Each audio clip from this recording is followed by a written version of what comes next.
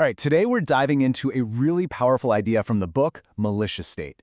And the core argument is this. Modern Iraq has been completely reshaped, but not by its government. It's been reshaped by a whole different set of players. So let's just get right to the heart of it with a huge question. Who really runs Iraq? I mean, on the surface, you'd say the government in Baghdad, right? But the reality? Well, it's so much more complicated. And this single question, it gets to the very core of how the entire country has been transformed.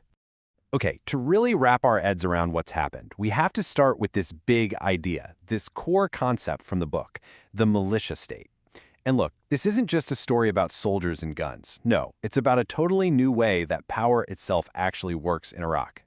So what in the world is a militia state? Well, think of it like this. It's what happens when powerful, unofficial armed groups start doing the jobs that a government is supposed to do. We're talking security, services, you name it.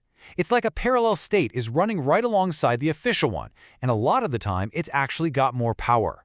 It's a system that just eats away at a country's sovereignty from the inside. And this, right here, is the absolute key argument. The idea isn't just that Iraq became a weak or fragile nation. No, it's that it fundamentally morphed into something else entirely, a militia state. So how on earth did that happen? Let's go back and trace the steps. Yeah, the story of how this all happened, it really kicks off in 2003. And it starts with a massive, gaping power vacuum that became the perfect catalyst for all the chaos that was about to unfold. You know, it's hard to overstate just how fast the state collapsed. I mean, think about it. The invasion starts in March 2003. By May 1st, when victory was declared, the old Iraqi army, it was just gone. Not a single squad left. It had literally just melted away, leaving this enormous security vacuum for the entire country. And you know what they say, right? Power abhors a vacuum. So what happened next was honestly almost inevitable. New powers, these non-state groups, they started to rise up as militias moved in to fill that void. And this set up a classic tale of two forces. On one side, you had the new, official Iraqi state, but it was weak, it was fragmented, it was really struggling to get any kind of control. And then on the other side, you had these rising militias. They were organized, they were often getting support from outside the country, and they were getting stronger by the day. And you know, several things happened that just poured gasoline on this fire. You had coalition decisions like de-Baathification that made the security problem even worse.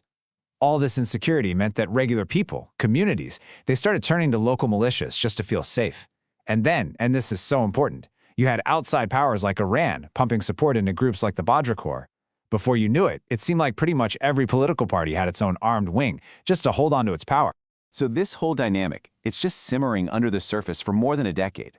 But then a crisis hits. And this crisis turns into a golden opportunity for these militias to grab a level of legitimacy and power that they had never had before. Of course, I'm talking about the rise of ISIS. In 2014, the unthinkable happened. Again, the rebuilt Iraqi National Army just crumbled, this time against the Islamic State. ISIS was sweeping across northern and western Iraq, and I'm not exaggerating when I say the very existence of the Iraqi state was hanging by a thread. And what happened next was like a domino effect. Step 1, the army collapses. Step 2, a desperate call goes out for volunteers to fight. And who answers that call? Who's already organized and ready to go? Yep, the existing militias. They end up leading the fight back, and they gain massive popular support for it. And that leads to the crucial final step.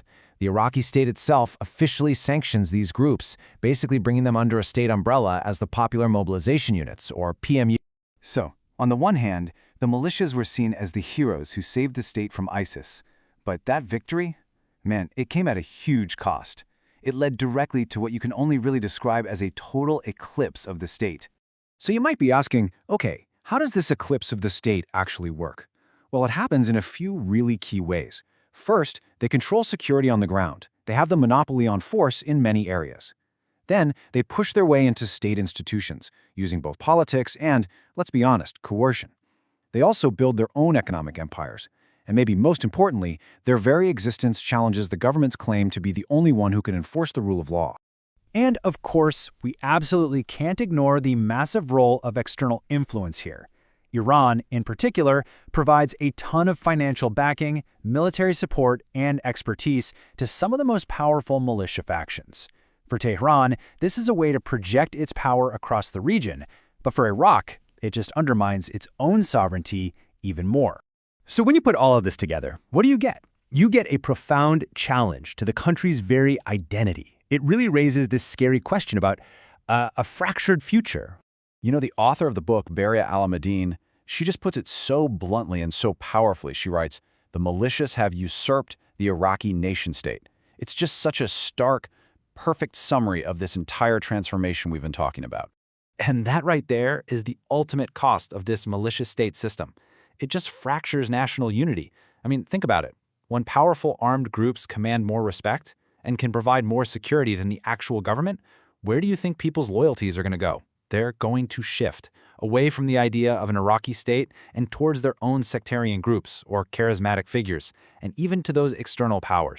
Which leaves us with one last really tough question to think about. When these non-state actors are the ones wielding state power, commanding forces, controlling parts of the economy, and enforcing their own kind of law, what does national loyalty even mean anymore? And that, right there, is the central challenge facing Iraq today.